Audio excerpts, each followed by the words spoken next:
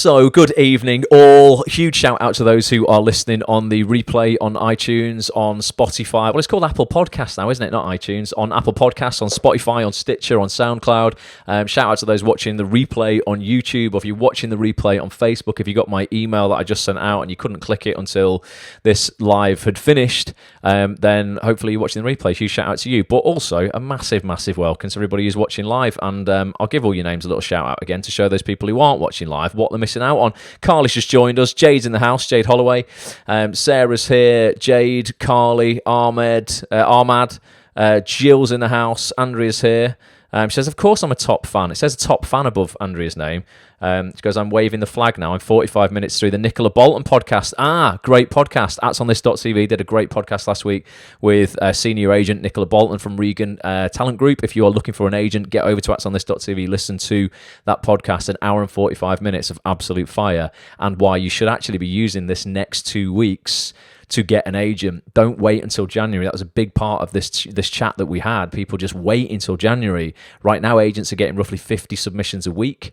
In January, they get approximately 250 submissions a week. Nicola and Bryony, her associate from Regan Talent Group, were saying on the podcast, listen, this is the time of year you should be writing to us. Most of our clients are in work. This is the time where we actually are a little bit quiet in the office and we have time to watch show reels. We have time to read emails. I know so many people on this broadcast right now, and so many people listening to the replay, watching the replay, will be kidding themselves, allowing themselves to have the next 3 weeks off, just eat shit, drink shit, go to parties and stuff, and then they're like, oh, it's all right, I'll get it all done in January.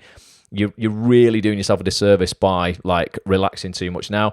Jill's here, Jade Lathwaite, who's just got a partner, Corey's in the house. How you doing? Sophia's here, Alex is here, Joanna, Rihanna, Brendan, Angie, Bobby, all the way from Ireland. Petch is here, Indra's here, Corin's here, Linda's here, Shannon's here, Phil, everybody, Steve, Wayne, Nina, Matthew. Good evening, everybody. So yeah, what we're talking about tonight, got a few things to play you out tonight, actually, but I really, really want to talk about squeezing the most out of these next 3 weeks, basically, so that you are in a great position for 2020. You have your 2020 vision. You know what it is you want, particularly from that first 30 days in January, because really, honestly, I mean, statistically, people set New Year's resolutions, and the day when they all fail, statistically, on average is the 24th of January. Some people are like, oh, you know what, I wanted to get in shape this year, but now that's it. I've opened a tub of Pringles and I've got some leftover Baileys from Christmas and the diet's off.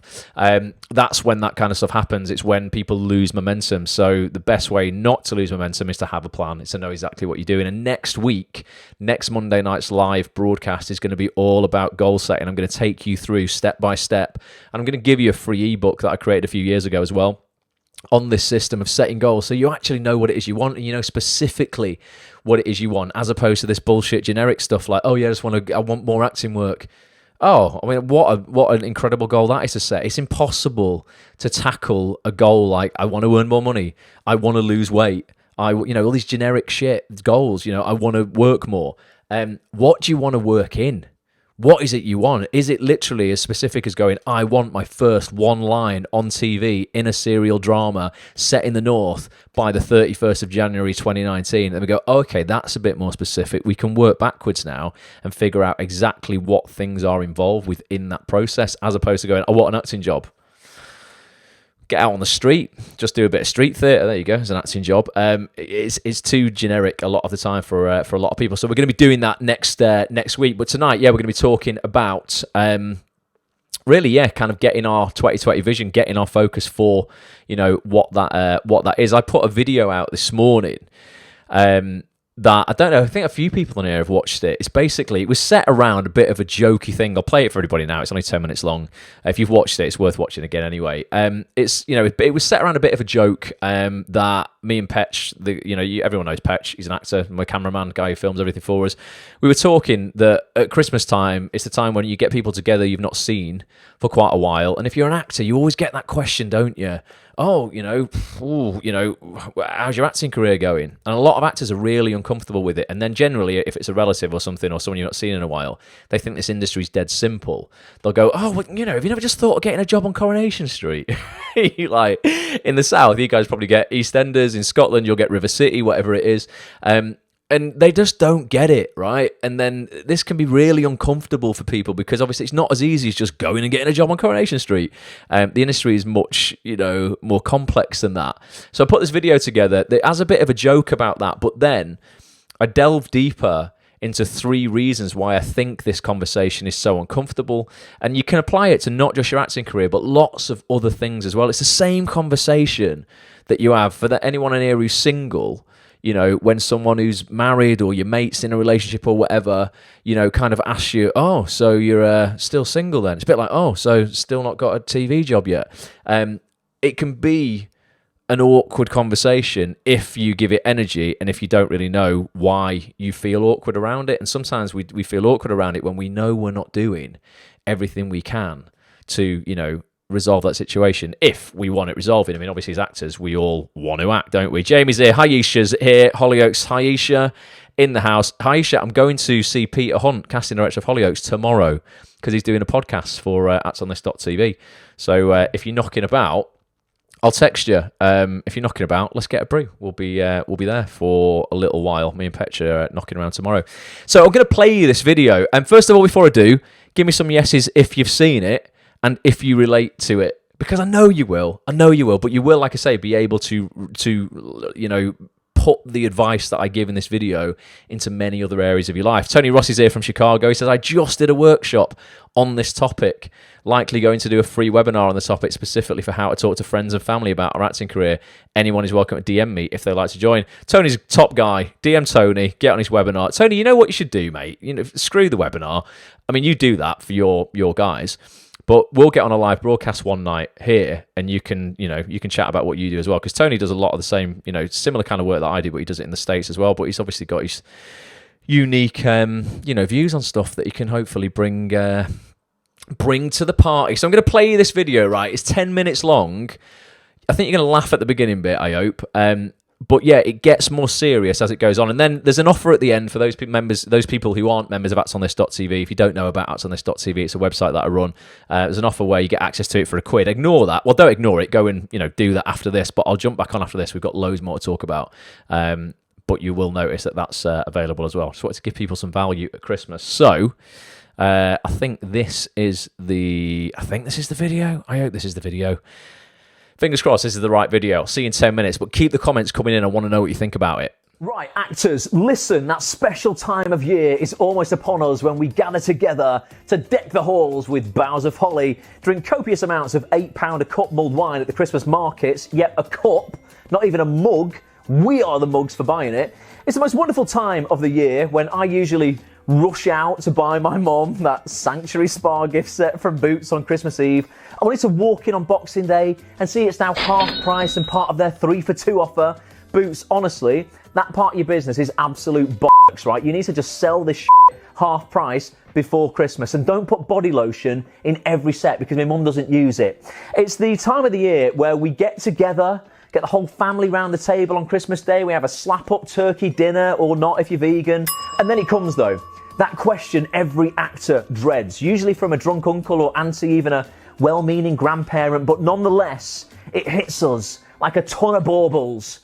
What's going on with your acting career then, love? Not seeing you on the telly much this year. I know. Why don't you just get a job on Coronation Street? I didn't mean that. Get out! For you lot down south, it might be EastEnders. It's Christmas and that's your daughter. You're supposed to protect her, love her. Not make her cry. It doesn't matter what show it is because it's that f***ing simple, isn't it? Oh yeah, I'd never thought of just going and getting a job on one of the biggest TV shows in Britain. Thanks so much for that incredible advice, Aunt Wilma. This was an actor called Dave's reaction last year. What?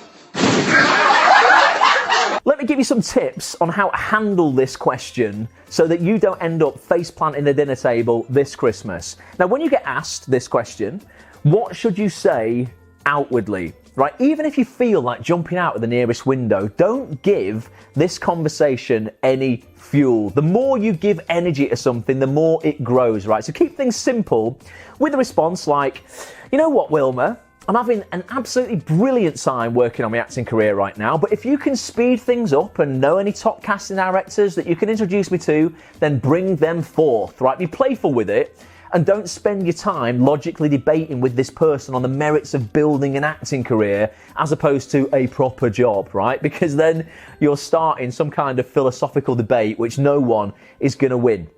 Now, if you keep things light and playful, that'll hopefully be Wilma dealt with for at least another year, right? But let's delve a bit deeper and look at why this question can be so frustrating for actors, and actually why you may feel so uncomfortable answering it, right? When we're asked about where we're at in our careers as actors, or why we're not currently working, it can linger with us emotionally even long after the event. And I think there are three things at play here. So let's look at them and what we can do about them. First up is comparison. We compare ourselves to everyone else. My friends are working, every actor I see on Twitter, Facebook and Instagram seems to be working, other people seem to be doing fine in this area and I'm not, right? That comes, I believe, from a place of false comparison though. We're looking at a snapshot in time of where everyone else is, but our acting careers are not a snapshot in time. They are living, breathing organisms. Acting careers are all very different. They live and die in many different ways over the course of our lives. The people we're comparing ourselves to, who are in work now, might not be in work in 12 months' time. So why should we compare ourselves to them and say we're losing? Age in this industry really doesn't matter. But let's say, for example, you're in your mid-30s right now, and you're currently thinking, wow, I really thought I'd have my career sorted by this point, right? Meanwhile, you're seeing your other actor friend land a TV job at 29, and a friend of yours who isn't an actor earning more money than you in a corporate job, for instance, right? It's more than possible that your actor friend's job will be finished in the next 12 months. And what's to say in the current economic climate that your non-actor friend gets made redundant next year? All three of you are then back in the same position that you're in right now, looking for that next job, except unlike your non-actor friend, you've actually skipped the stress of a redundancy, right? You're judging yourself because you're not in the position these people are in right now. Acting jobs come and go for people all the time, so when we compare ourselves to other people, we're really only comparing ourselves to a snapshot in time, right? You could well get your break in the next 12 months, leapfrogging those actors you're comparing yourself to right now. So do not compare and despair. The second thing that makes us feel bad about not having acting work is the fundamental belief that we'd somehow be so much happier if we were in work as an actor, right? Now, you could debate this with me for some time. Yes, you'd be getting paid for that job. You'd hope to be having a nice time on set. But would all of your problems in life suddenly disappear if you landed a role on TV? I can tell you that they wouldn't, right? I know an awful lot of unhappy working actors. To paraphrase a famous quote by Albert Camus, you'll never find happiness if you continue to search for it.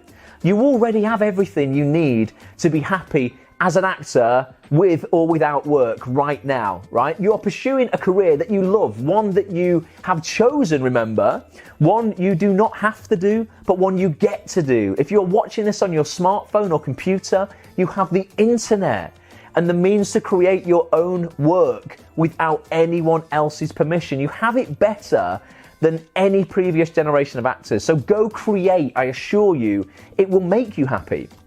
If you cannot be grateful and happy with what you have now, no job, no amount of money or accolade on the planet is going to fix that. Fall in love with the process of being an actor and rejoice in the fact that the odds of you being born a human being were approximately 400 trillion to 1. You've already won, and nothing you achieve in life as an actor will be greater than being given a life in the first place. Now, lastly, and I think this is the most important thing we need to remember, and it feeds back into the process of, being an actor that I just mentioned. The last thing that makes us so uncomfortable about being asked about our careers as an out-of-work actor is when we believe we are not doing what we can to feed the growth of our acting career and to create opportunity. That's the real problem around the answer to Aunt Wilma's question. You see, when you're doing everything you can to progress your career, you're able to sleep at night. You're actually able to elaborate on the answer I told you to give Wilma earlier. You can genuinely tell her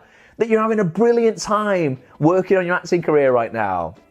And then back that up with everything you're actually doing and all of the investments you are making in yourself. The reason you might be jealous of your actor mates who are working, or those actors you're seeing creating their own work on social media, is because they are reflecting back to you your unrealized potential, what you could be doing, but what you're not doing. What are the things you could be doing that you are not doing right now or haven't been doing this year? We often know we could be doing more for ourselves and our careers, but we're not doing those things right now. The most important thing about any discomfort you may feel when someone asks you why you're not working as an actor this Christmas, or any other time for that matter, is to recognize, not if you feel uncomfortable because of some external pressure, comparison, or pursuit of happiness, but if you feel uncomfortable because deep down you know that you are not self-actualized in this area, that you are not doing enough for yourself or your career right now, and that you could be doing far more to generate opportunity and activity in your acting career. Because when you're doing that, like I say, you can sleep at night knowing that the result will come. If it comes today or next year or in the next 5 years from now, it doesn't matter, it'll come though, because you're doing the right things. If you're not doing the right things, if you're not getting out there, if you're not even trying, if you're guarding yourself and holding back, that's what will truly haunt you. Think about it. And if you want to make sure that never haunts you, I've got something for you that is a super easy way into being proactive in your acting career today, over this festive season, and well into next year and beyond. It's a website I have ran for the past 9 years. It's called Act On This, the TV Actors Network, and it's full of the very best acting career advice from the biggest casting directors, agents, and actors in the business. By popping in a pair of earphones and listening to a podcast with these guys, watching a video, or getting involved with some online group coaching calls, you could very quickly turn your acting career around, making sure this next 12 months is truly your best year ever. The investment to join this site is tiny. I'm going to let you in today for just £1, so you have absolutely no reason not to do it. And you should do it today, because you'll at least know yourself that you're on the path to taking action and realizing your potential. So go check it out. I'll leave a link below, and get yourself on the road to being proactive. Then when Aunt Wilma or whoever else asks you where you're at in your acting career, or why you're not on Coronation Street or EastEnders yet, you can smile and know you're doing all that you can be doing. The rest is just bullshit. Have an incredible Christmas, and I'll see you in the members area over on Act On This very soon. Until then, bye for now.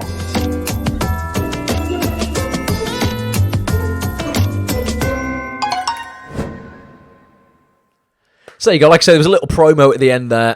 Go check it out. If you're not a member of actonthis.tv yet, go have a look. actonthis.tv/Christmas. Cannot say fairer than letting you in for, you get a full week's access basically for £1. If you don't want to carry on your membership, you don't have to, but I promise you, once you see what you get in there, then you'll want to. Basically 200 hours worth of the best acting career advice from the biggest names in the industry. Got another 2 podcasts coming this week. One tomorrow with the creators of 53.2 in Manchester. What has become basically kind of like the epicenter of theatre within Manchester. Great place if you're an actor to put on shows, invite casting directors down, and ultimately bag work on telly by showing them how good you are. And then I've got Peter Hunt, the head of casting at Hollyoaks, on next week, and that's going to be a phone-in podcast as well, where you will actually get a chance to phone in, speak to Peter yourself if you remember. So actonthis.tv/Christmas, go check it out. But what do you think of the video? It's interesting seeing the comments. There was some serious stuff in there. It's not just, it wasn't just a piss take about EastEnders and Coronation Street. It was genuine, genuine advice about why you may be feeling uncomfortable when people are asking you why you're not in work as an actor. And I do think that last point I mentioned there is probably the key to it. And I feel this myself sometimes.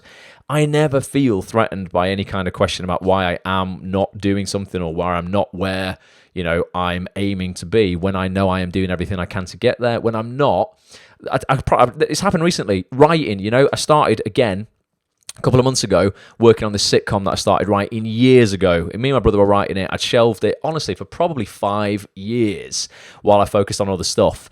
And then I got back into it this year and started working on it, full steam ahead, all going great. And then life gets in the way a little bit. You have a couple of weeks off where you're not working on it, and then people ask you, oh, so how's the sitcom coming along? And you feel it in yourself. You know you should be doing more on it. And you get that feeling in your stomach, and then you go, yeah, no, I'm still there, still working on it, yeah.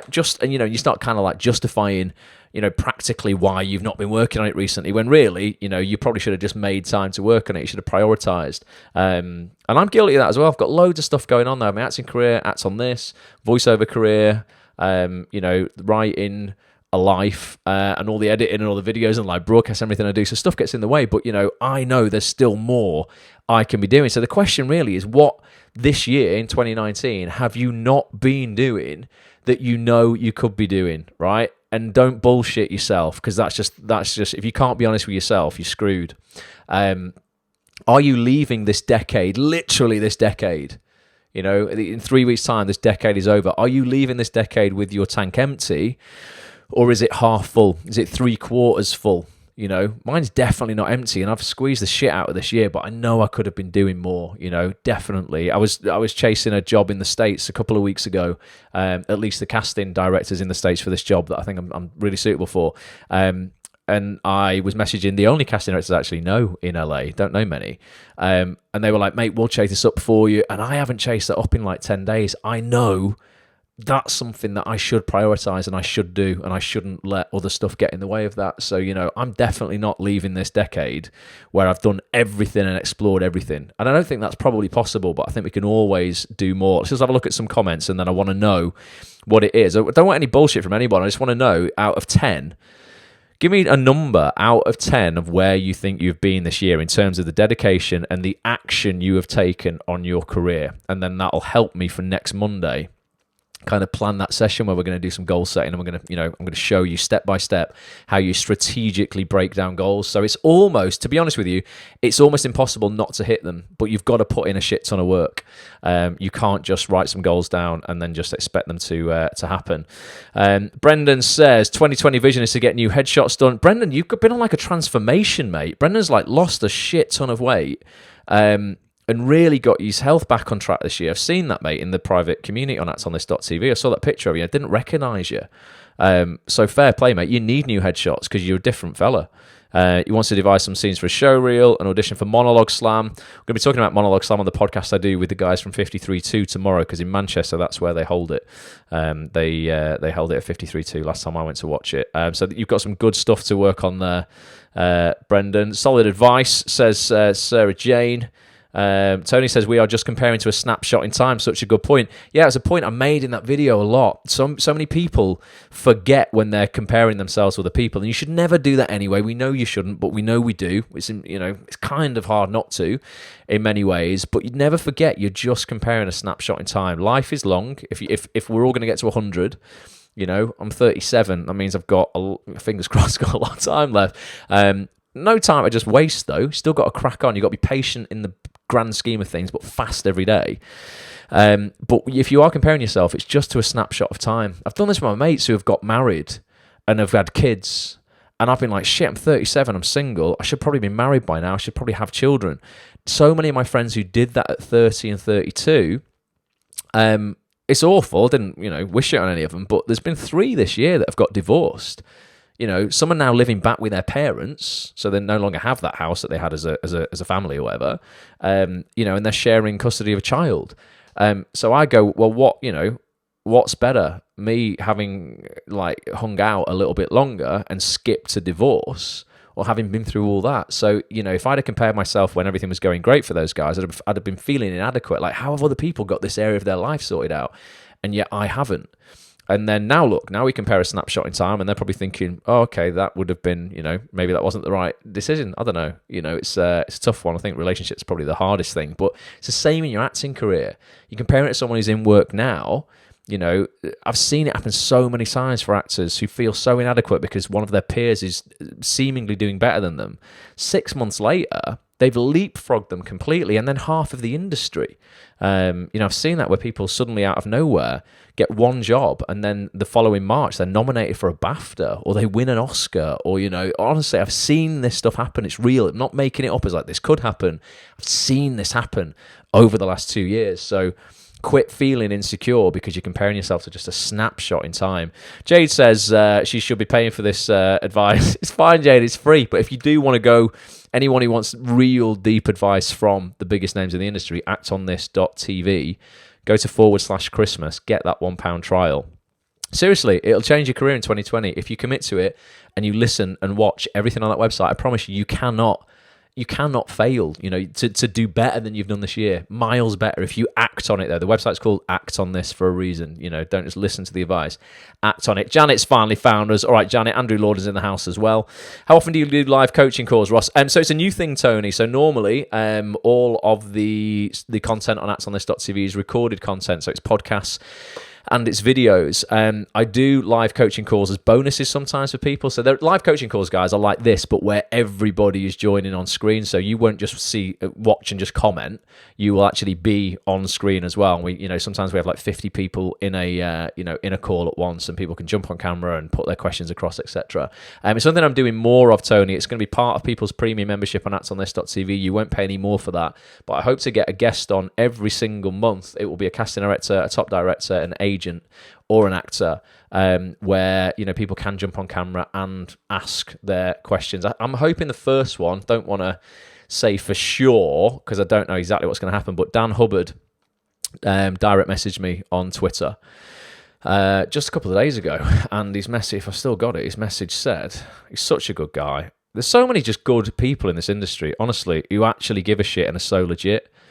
I've seen so many plastic kind of casting directors and plastic workshop facilitators pop up this last year who are just after people's money.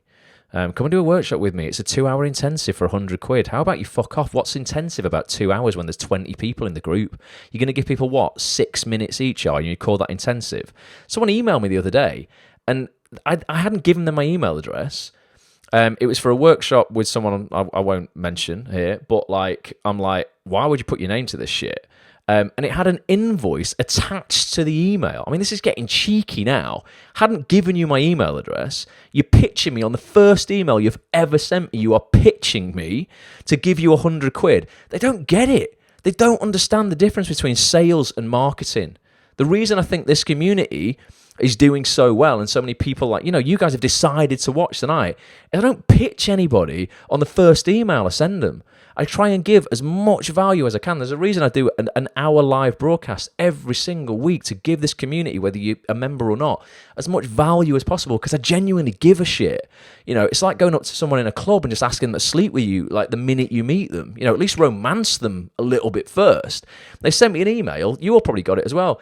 Invoice attached to the bottom, and then the bank details on the invoice with the personal bank details of this guy running the workshop thing, not even like a company bank account.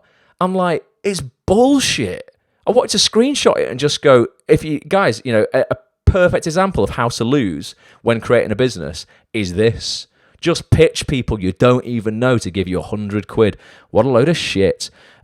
Anyway, Dan, legend, Dan Hubbard, from one of the most famous families in casting on the planet, casting literally the biggest films and TV in the world, sent me a message. It says 100% interview / Q&A coming your way in 2020.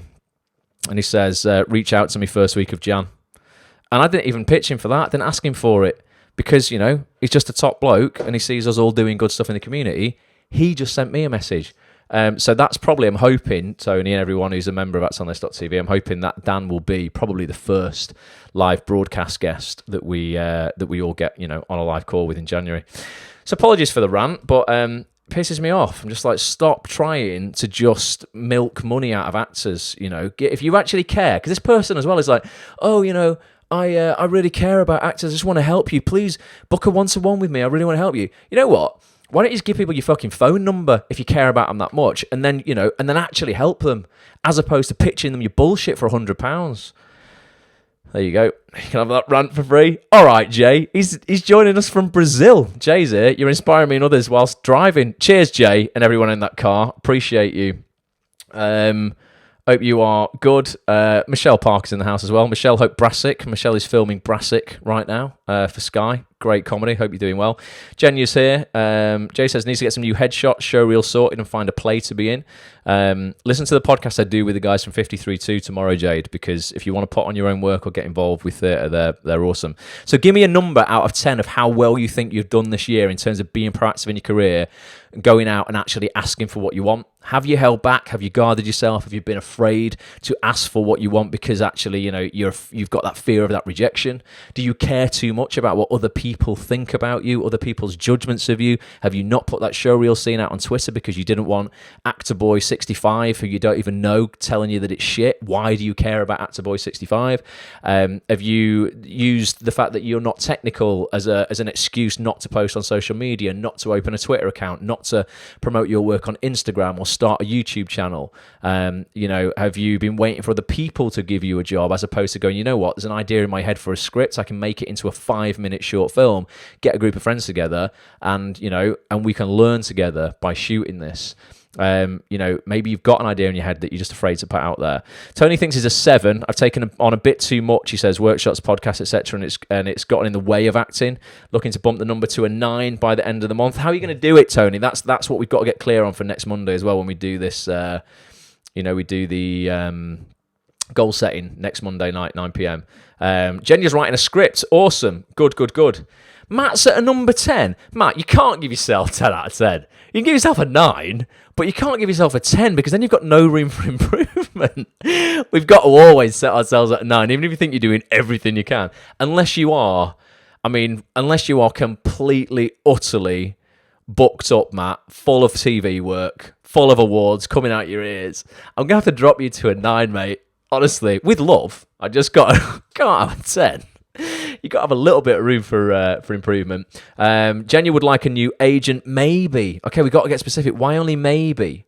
And is that because you've been afraid? Oh, this is a great conversation I had with let me just go over to Acts on This. So if you've not seen actsonthis.tv, I had this podcast last week with Brian E. Polizzi and Nicola Bolton, agents from Regan Talent Group, a fantastic agency. And we were talking a lot about people thinking the grass is greener on the other side, getting a new agent, etc., because they don't want to have that 5-minute burn with their current agent in terms of that chat that says, hey, listen, I'm a little bit concerned. Maybe things have been a bit quiet. I was wondering what we could do together to get further, you know, a little bit faster, and how you work with your agent. That's a brilliant podcast. You can watch the full hour and 45-minute video or listen to the podcast, whatever you prefer, on actsonthis.tv. But that alone's genuinely, like, I ain't pitching shit, but like, it's worth getting your membership to the site for. Even if you just go and get the £1 trial, listen to it and cancel, I don't care. Go and listen to that podcast. You'll love it. But yeah, why only maybe, Jenya? Inez is here. All right, how are you doing? I've no idea what number I'm at, says Indra. I need to get on Spotlight, get an agent. I'm auditioning for drama school. Right, okay. So you need to get clear. You've got a lot of things that you want there, Indra, and they're all necessary. You absolutely need to be on Spotlight. You absolutely need an agent. But if you are going to drama school, if you're auditioning for drama school, don't worry about either. But don't spend your time on Spotlight or an agent, because hopefully your drama school training will get you direct access to Spotlight if it's an accredited school, and your agent will hopefully pick you up from the showcase at drama school. But we need to figure out whether you're going to go or not. So again, it's getting clarity. That's the first building block of any kind of success in your life. Never mind just the acting industry. I want to write a musical as well. Bloody hell, Jenya. You want to do a lot. I mean, I don't know where you start on that. I'm going to stay in my lane. I know about TV and film. I know absolutely nothing about musical theatre, bar I did go and watch Les Miserables twice. Vincent says an 8. I mean, that's a solid score. Been working a lot on my craft. Super happy with my progress, but need to actually connect with more people in the industry. Get yourself along to an Acts on This meetup. You know, first Saturday of every month we do these meetups. They're free, completely free. Again, I ain't selling people shit. Like, these are free. You don't have to be a member of the website. Come along. We hold them at BFI South Bank, Benugo Bar, first Saturday of every month. Wendy and Mel, part of the community, they host down there. I host at Home Theatre, same, first Saturday of every month, 11 till 2, Home Theatre in Manchester. Get yourself along to one of those. There's lots of other networking opportunities in the industry, though. If you know of any great ones, please share those with people. Definitely doing Monologue Slam, says Jade. Everyone, if you're looking for credits for Spotlight, you should just do Monologue Slam. It counts as one credit. It's the fastest way to get credits. And you know what? If you're actually pretty savvy and maybe you need 2 credits for Spotlight, you might already have 2, you need the other 2, or even if you need all 4. I know people who have done Monologue Slam in different cities 4 times. They've done Manchester, Birmingham, Newcastle, London, and then that counts as all 4 of their Spotlight credits. If you do that, you could get on Spotlight from start to finish, getting all your credits in 4 months, 4 or 5 months, done, by performing 4 one-minute monologues at Monologue Slam. I know a girl who has done that, who might actually be, I won't name you, but might be on this live broadcast literally right now.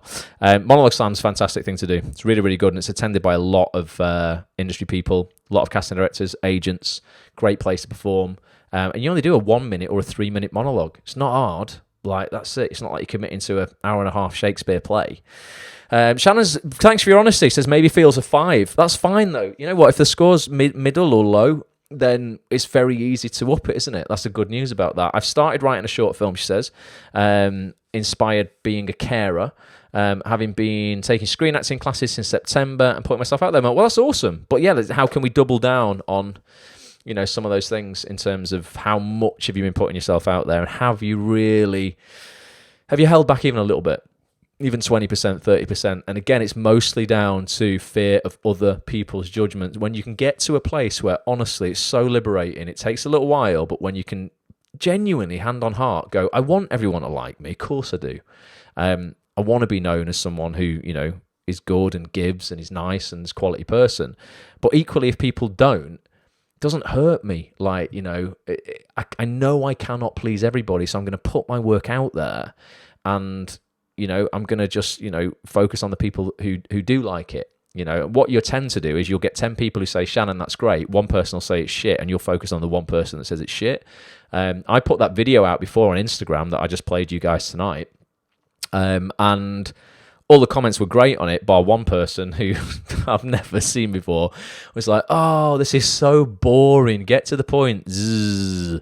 I just thank those people and give them more love than the people who leave the good messages, because you're in a bad place if you've got to, if you spend 10 minutes taking in someone else's piece of content and then you've got the time to leave a negative comment. I mean, how good is your life? It's pretty shit, isn't it?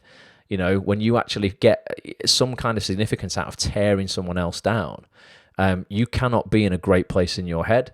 So please, for everybody, don't hold back or guard yourself like for the next 3 weeks or into 2020 because of the fear that someone's going to say you're shit. It doesn't matter, and just smother those people with love. Dale's here. How are we doing, Dale? Sharon says, how can Monologue Slam be a credit for Spotlight? I've been told it doesn't. I can guarantee you, Sharon, 100% it does. Because I've had all the guys from Spotlight on actonthis.tv, and we've got Jimmy Akambola, the guy who set Spotlight up with Fraser Ayres. He's coming on next year as well, early 2020. He's currently starring in The Long Run with Idris Elba. He's going to be, in fact, what did he say in his text? I'm just going to see when that is, because but I promise you, it absolutely 100% counts as a credit, Shannon. Honestly, Sharon can absolutely guarantee you. Where's Jimmy? What did he say? I'm sure it is early. Here he is, Jimmy Akambola. Not forgotten, mate. Let's do it when I'm back in January 2020. Boom. There you go. So that's another one that's happening in January 2020. Let's have a look. Rihanna says, love Dab. He's a good, honest bloke and cares about actors. Who's Dab? Dab? I don't know who Dab is. All right, Dougal. Dougal's in there. Oh, you mean Dan? No, Dan's genuine, isn't he? Dan's legit. I love Dan. Dan is great. Honestly, really, really good guy. Andrea says, that's against GDPR. Oh, you're talking about them getting my email? Yeah, I mean, people just do this shit, don't they? It's totally against GDPR. And Ina says, at least romance me first. Honestly, it's true, innit? I'm sick of people, just like trying to take everyone in our industry for a ride as if like we're stupid. Come to. I think workshops need really mixing up. Andrea, you run workshops, and what I see you doing is good because you keep your numbers low. You know what? If people running workshops really give a shit about actors and aren't just running them to make some money because their own careers have failed, which is what I think happens so many times. And you really care about actors, keep your numbers low then. Don't give me some bullshit 2-hour intensive that's for 20 actors, because there's nothing intensive about that. Take 5 actors on, give them a 2-hour intensive, and do it 5 days a week if you want to make the equivalent money that you would make from one. Show you actually give a shit, as opposed to masquerading like you do, and really you don't. Just want to call people out on all this bullshit. But Andrea, I see you keeping your numbers low. Keep your numbers to I could maybe accept 10 people in a class, but I think the whole process is broken. There's generally no value in 75% plus of the workshops in terms of the time you spend there. They might be 2 hours long. You go, you do your little bit for 3 minutes, you get a piece of direction from the director, you do it again for 3 minutes, and you sit down and you watch everybody else. And to be brutal, who gives a shit? Who cares? It's useful maybe once or twice, where you're like, I'm going to watch people succeed and fail, and maybe they're doing the same piece as me, which I don't like anyway. I don't like people doing the same piece 10 times, because you give the same piece to 5 different couples, because by the time couple 5's got up, they've got all the feedback from the other 4. Of course they're going to be better, but there's generally nothing else to say. So it's just not valuable. But no, ching ching, put all the money, keep the 50 quid in your back pocket and just don't say anything. It's bullshit. I'm going to start doing workshops with the biggest casting directors in the country, and I'll do them for free. I don't give a shit. I'll just disrupt the whole industry and put everyone out of business, because we're just doing for nothing, because we genuinely don't really give a shit. See how they like that. Or I'll do it for $5 and we'll just give it to charity. Just sick of seeing this shit. Janet says a 6 out of 10, but she's super critical. Janet, you're doing a lot of stuff because you come to the Acts on This meetups, and I know you are. You are being proactive. I'll give you a 7, not a 6. Definitely. DG Jones in the house, just been pointed in your direction. Good positive advice. 7 out of 10. Cheers, DG. You mean you're giving yourself 7 out of 10? I mean, I'll take 7 out of 10 if you think this broadcast is a 7 out of 10, because that's still pretty good. But yeah, 7 is good. I mean, ultimately, it's just getting honest with yourself, everybody. And it's like, look, what can I do that I haven't been doing this year? And we all know there's things we should be doing that we haven't done. And what generally, just speaking about me, when I know that, right, what happens is I get an idea, and we know this from positive psychology, generally when you have an idea about something new that you've not done before, you've got roughly 5 seconds to start implementing something before your brain, your mammalian brain, the rational part of your brain, will begin to conjure up all of the problems with that idea. So all of the things that you could lose if you set about doing that thing. Oh, I've got a great idea for a script. Okay, 5 seconds later, bang, I don't know how to write a script. I'd need some software that's going to cost me money. I haven't got any money. I don't know how to get a script commissioned. I don't know how to get a crew together to film a script. All of these things start coming into your head straight away, talk you out of it. And it's just your little, little police officer in your head trying to keep you safe, going, don't do that, don't cross the road, you might get hit by a car. And you've got to push against that initially. And for me, it's telling myself that, listen, you know what, you've done this so many times where you've stopped yourself from getting out of your comfort zone, and we know how that ends up. It just ends up with you just living the same life, staying still, living the same life again for that year that you just lived the year before. So it's pushing and going, okay, right, I'm feeling that feeling in my stomach where I know this is a little bit uncomfortable, but you know what? Just going to go with it, because whatever happens, I'm going to cope. That great book by Susan Jeffers says, if you can, tell yourself that no matter what happens, you will deal with it, you will cope with it, then ultimately you never need to control a situation you go into, because you'll just deal with it, whatever happens, as long as it's not like, a life or death thing. Don't risk your life. But if it's the fact that you're going to invest a little bit of money in creating your own short or your own web series or a pilot of something, and if it all goes tits up, it's not going to leave you homeless, just do it, because you've got to make the excitement of it succeeding louder than the fear of it failing. And that's what a lot of people don't do. They make the fear of it failing way louder in their heads than the excitement of it succeeding. So that's what I experienced, when I decide I'm going to do something new, and you've got to just push past that. Dale says he's had a fear of judgment since day one. However, I power through it. I've had some nice work this year as well, but I've been a solid working actor for 3 months, which includes an ongoing theatre and education production until April 2020, and I'm currently in the middle of the Polar Express. Nice, very Christmassy. It's amazing and absolutely magical. Well, you're booked up, Dale. You're booked up till March, but whilst you're in work, that's the key as well. When you've got a job, start looking for your next. Don't wait until that job finishes, because you'll lose all your momentum. So keep that. Sally, good evening. I've not seen your name before. Hope you're well. I think it's probably the first time you've watched. Thanks for joining us. I've just started a Mel Robbins mindset reset, says Lowry. Mel Robbins was the one with the 5-second rule. Mel Robbins is great. People should look up Mel Robbins. She's brilliant. But she's the one that talks about basically, the 5-second rule in terms of your brain talking you out of doing something within 5 seconds of you having the idea for it. I've just had 91 comments come through, and I'm not going to be able to read all of them. I'm so sorry. I'm going to skip to the bottom of the pile to keep up to date. Otherwise, I can't answer them all. I'll try and go back through though when we finish and answer anything that needs answering. Joanna says, you're so right about workshops. I've been to a few good ones, but many are just a waste of time and money. They are, and it's because unfortunately actors are looking at these workshops as paid auditions, and they're not that. Tell you what else pisses me off as well.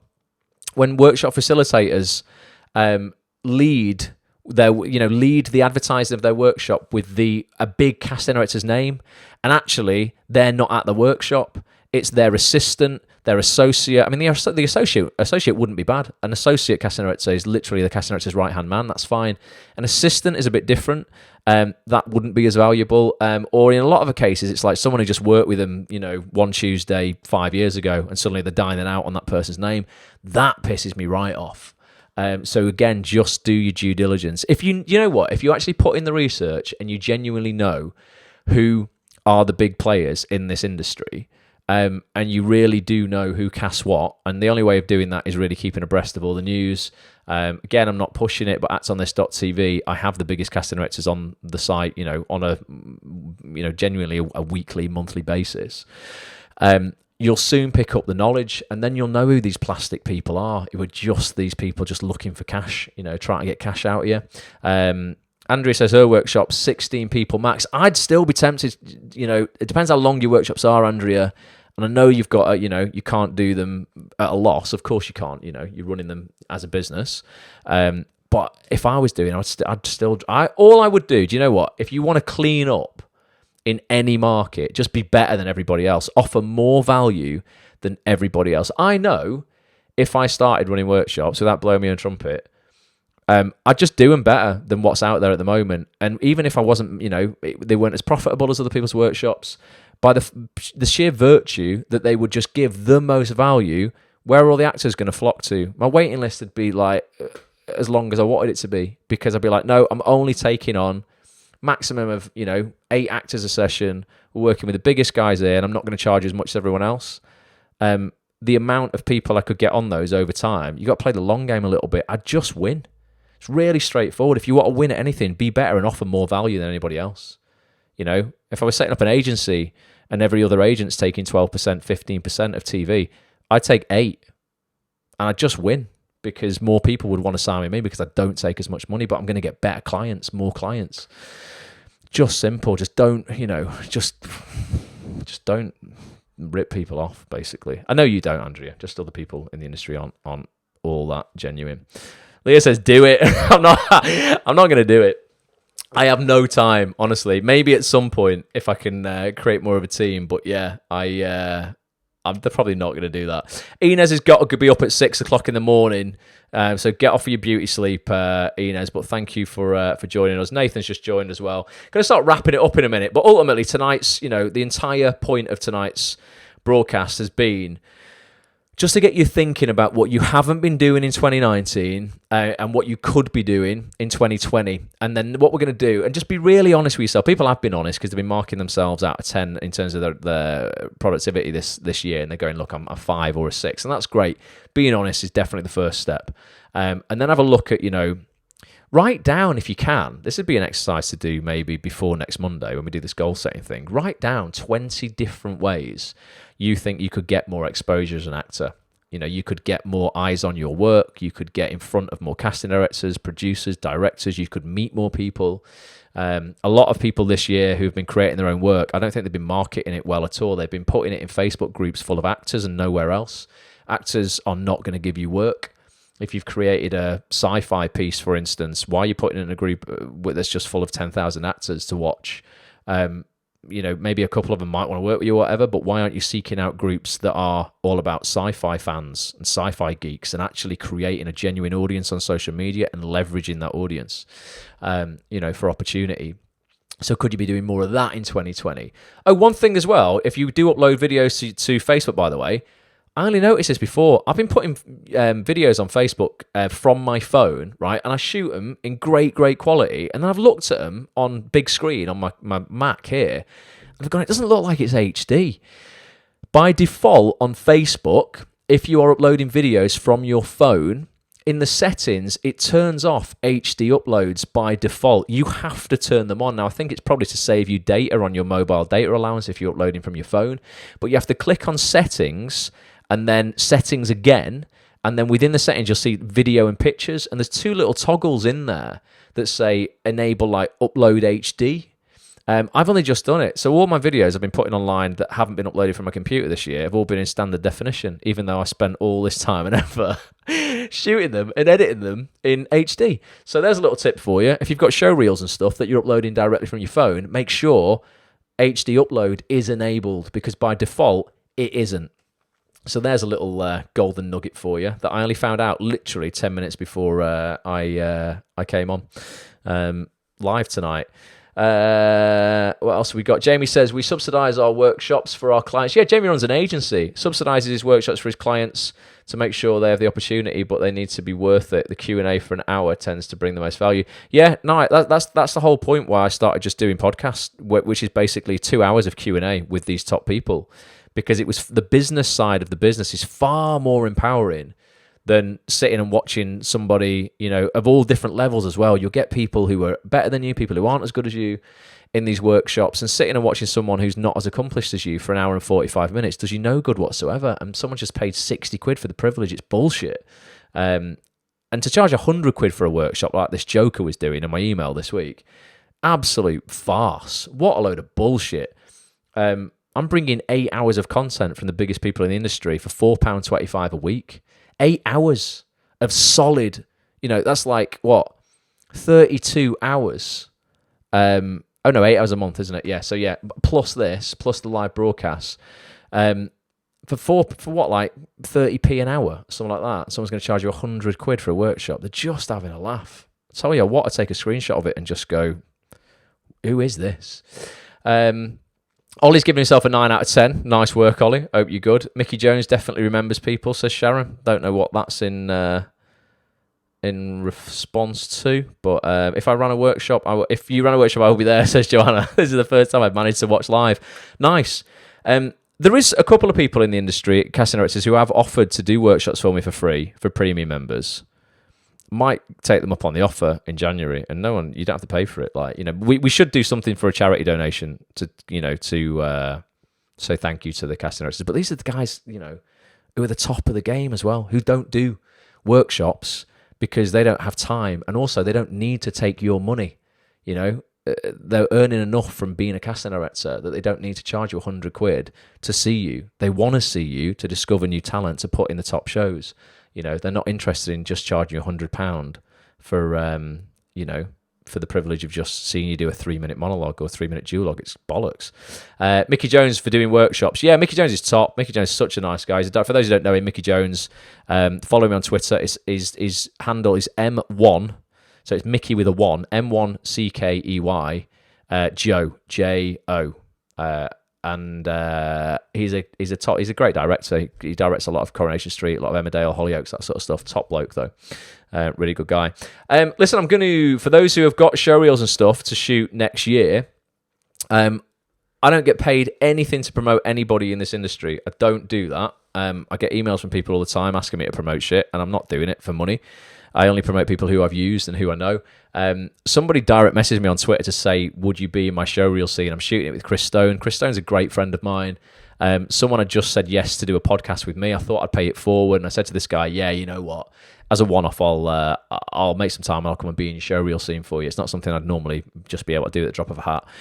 Did it. I'm going to play it out now because I think it's pretty funny. But for those who are, maybe looking for show reel scenes, show reel stuff shot from scratch, I really do recommend Chris. He's a top guy. I'm going to play that for you now as we finish. Oh, and also, do us a favour. I filmed an alternative Christmas advert with an organisation called DANC, right? Not a great acronym, but it stands for the Disabled Artist Networking Community. You know, I've got this dodgy eye condition. It's an invisible disability. Really try to raise awareness of invisible disability because, disability in general in TV is just not, covered at all. We're so way, way, way behind when it comes to diversity. But I got together with Sheryl Lee Houston from Coronation Street. She plays Izzy in Coronation Street. Melissa Johns as well. She's starring in Mike Bartlett's upcoming BBC One drama Life, and lots of other disabled and non-disabled actors. And we created an alternative Christmas message. Do you mind if I play it now? Have you got 2 minutes? It's 2 minutes. I just want you to see it. Because we shot this. We came up with the idea in a couple of hours, and then we just picked up a camera and went, let's go and shoot it. Right? And this is what I want people to do, just to take action on the things that they want to do. It's only 2 minutes. This is the audio described version, because we're trying to be all diverse and stuff, because it'd be hypocritical not to be if we're banging on about diversity and disability. This is the audio described version with subtitles, right? But it's just a nice little Christmas message. And I'll just show you. We literally shot this, and about 6 hours, something like that. Came up with the idea and just went out with a camera, bought a Christmas tree and just shot it. Gonna play it now. I don't know which one it is on here. Oh, bloody hell, which one is it? Let's see if it's this one. If it is, I'll see you in 2 minutes. If not, I'll find out which one it is. All right, let's see if it's this. Fluffy dog Bernard approaches his owner. A woman sat alone in the dark on her sofa. An advent calendar is open on the chair. It's Christmas time, but she doesn't seem to care. She's still in her pajamas, not even dressed. Her hair in a bun. She looks distressed. A single tear rolls down her cheek. She's really struggling with it all this week. She picks up a photo of those she has lost, memories that can't be replaced at any cost. She lays in the darkness with Bernard in bed. There's a knock at the door, but she doesn't raise her head. A friend is here, tapping at that door. It's frosty and cold, so she's wrapped up warm. No answer comes, and the friend looks worried. On hearing the knock down the stairs, Bernard hurried, but she's already left. Drat, Bernard's too late. The fluffy dog stands outside by the gate. He drops a toy by the gate outside, hoping the knock would once again be tried. He was right. The friend returns to her door, and Bernard's toy is laid on the floor. She picks up the toy that gives her a clue. Her friend is inside. She knows what to do. From her pocket, she grabs her phone and texts. Her friend needs help, she suspects. We see back inside, the dog with his owner once again curled up in the dark on the sofa. Bernard leaps from her lap and out of the room. She tries to keep him there, but off he zooms. She sits, looking sad, stroking her hair. But in just a moment, Bernard's back there, holding some paper in the grip of his teeth. She takes it off him and begins to read. "Come to the door, we're not leaving," it says. She considers for a moment. She's visibly tense, but she stands no less and walks to the door. She's about to open it, but takes a breath before. On the other side are lots of her friends, dressed head to toe in Christmas trends. Christmas jumpers, a tree and decorations galore. The woman looks so much happier than before. We move inside, a party in full swing. Decorations and lights have brightened the dim. No longer alone and now feeling love. The woman puts on a Christmas jumper. It fits like a glove. Champagne is popped and all the friends cheer. The woman holds a baby so precious and dear. Give someone your Christmas time. The room is filled with joy. So we shot that, as I say, literally 9 till 4 one day. Had an idea, went and did it, because just look, there's no disabled people. Not that it's all preachy, because there's non-disabled people in that as well. But you don't see a lot of the people featuring that advert in traditional Christmas adverts. So we just thought, you know what, we're going to go and do it. ITV News reported on it yesterday, Friday actually, and then it's just been on ITV London today. It's now had 50,000 views online, and loads of people are getting behind it. So again, it's just to show you, just pick up a camera and go and do shit. You might be like, oh, no one's going to watch it, but you know what? a lot of people might watch it. So just wanted to play that. A little bit of inspiration. And also, the message is pretty cool. It's like literally just go and spend time with people. And I think actually, you know what, we use the hashtag Christmas time for that little advert. I think also Christmas presents. You know what, sometimes you can give people your time, but if you're not present, you know, I could go and sit with someone and give them my time. But if I'm looking at my phone and I'm not really there, it's not quite the same, is it? So Christmas presents, I think, is interested as well. You know, make sure you are just looking out for people this year who might just need a little bit of a little bit of company. It goes a long, long way. So sad yet warm, says Rihanna, brought a tear to me. It's just supposed to be, it's pretty nice, isn't it? And that's Bernard, that's Cheryl Lee's dog. He's an assistance dog, so he's proper trained. He was like, just able to go and like get all this stuff and picking stuff up. He was brilliant. So that's cool. So I'm going to finish on this. I'm not going to be able to see your comments for a second, guys, unfortunately. I won't be able to read any more comments. But I'm going to finish on this this showreel scene. I'm going to broadcast this showreel scene that I shot with Chris Stone and a actor called Jamie. Great guy. And again, we just had a laugh. We went out, honestly, and just had fun shooting this. Chris Stone, Brendan, you asked where is he based? He's based in Stoke. If you're in London, that's not that far away. People are like, oh no, I want someone in London. It's about 11 quid on the stopper train. Yeah, it'll take you a little while to get there, but if you book it way in advance, it's not that expensive to get to Stoke. And Chris, in my opinion, again, I don't get anything for promoting him because I only promote people who I actually think are decent. He's just the best. I think he's just the best in this industry at showreel scenes, like full stop. I've not seen anybody compete with him, and he writes all the stuff as well. So while his wife does, Steph writes everything from scratch, so that it's actually it's really bespoke to you. Can't click this on the saw. What's going on here? Come on, Facebook. Why can't I do that? Looks like you're stuck with me. I can't even get prepared to end the broadcast. It's just not it's just not working. But now I can't see your comments. Why is that? Why is Facebook not allowing me to finish this broadcast off? I just want to play you this showreel scene. Don't go. Don't leave. I know you'll all be like, I'm going now. Live at 9 p.m. I wonder if it's this one. Ready to get your 20/20 vision, or is it this? Hang on. It might be this. Nope. Is it that? Not that one. Not that one. Come on, Facebook. Don't know what it is. I think if I just end it here, it'll probably just end for you guys. It'll probably be all right. I'll just watch it and make sure that I end it.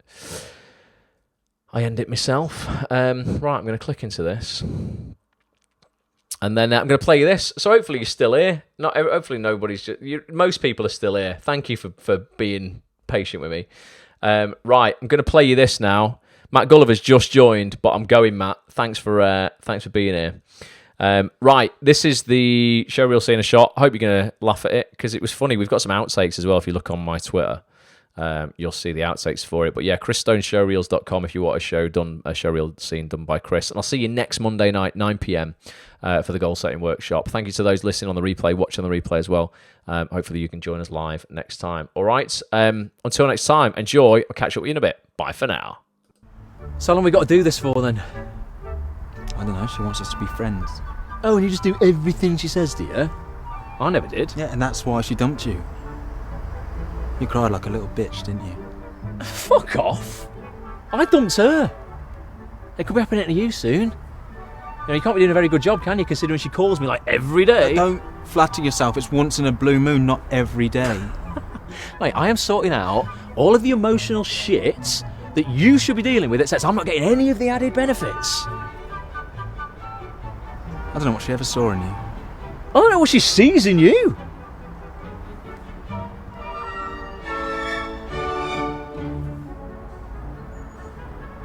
Yeah, well, it's not like I'm getting any of the added benefits either right now. What? Yeah, she's too focused on this pop career. Sometimes I feel like I'm just a bag boy. Oh my God. So it wasn't just me then? Yeah, but I bet she never made you hold an umbrella over her head for 4 hours while she gave press interviews. Mate, she made me drive to Glasgow for 14 hours to get her a kebab from a fave kebab shop because she was allergic to the hotel food. Mate, I got kebab PTSD. You know what? I often fantasise about locking her outside the hotel room just to get 5 minutes apiece. Mate, I did that. And it was spectacular. You, sir, are my own personal hero. Shit.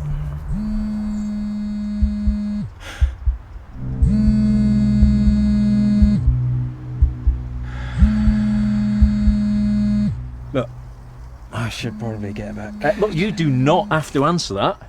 Decline, bitch. Oh, fuck. Shit, you answered it, you twat. Look, I'm meant to be taking her for dinner in a bit, but, you fancy coming along instead? What? Me and you? Like, what we're going to talk about? You know, we have nothing in common.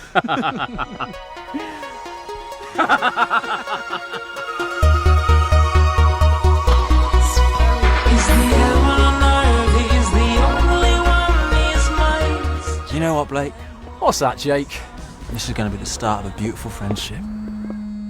Oh, for fuck's sake, she's ringing me. Will you just fuck off?